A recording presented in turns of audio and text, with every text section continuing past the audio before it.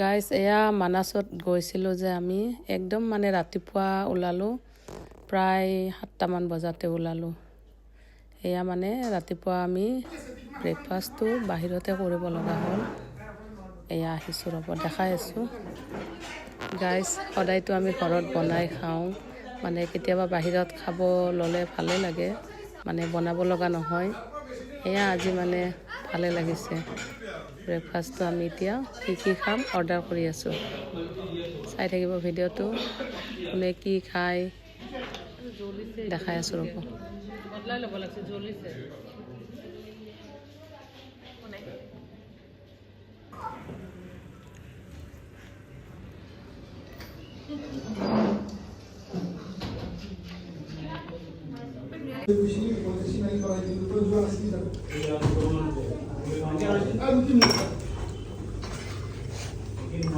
¿no?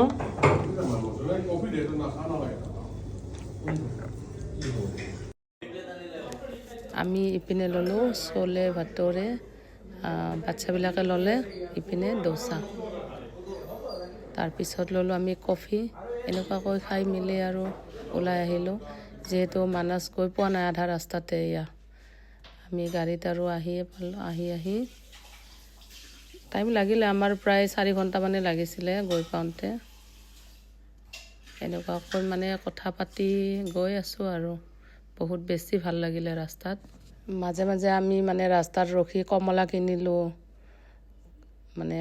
কিনিলোঁ, চাহ খালোঁ ৰখি এনেকুৱাকৈ মানে গোটেই ফেমিলিকেইটাই গ'লোঁ। আমি প্ৰায় 17জন মানুহ গৈছোঁ। এনেকুৱাকৈ আমি গ'লোঁ, বহুত বেছি ভাল লাগিলে। বাকী ফ্ৰেণ্ডছ, ভিডিঅ'টো কেনেকুৱা লাগিছে জনাবচোন। বাহিৰৰ পৰিৱেশটো বহুত বেছি ধুনীয়া, গছ-গছনিৰে ভৰপূৰ আছিলে। যিহেতু আমি সদায় ঘৰৰ ভিতৰত বেছি থকা যায়, বাহিৰৰ পৰিৱেশটো গছ-গছনি দেখিলে বহুত বেছি ধুনীয়া লাগে। এয়া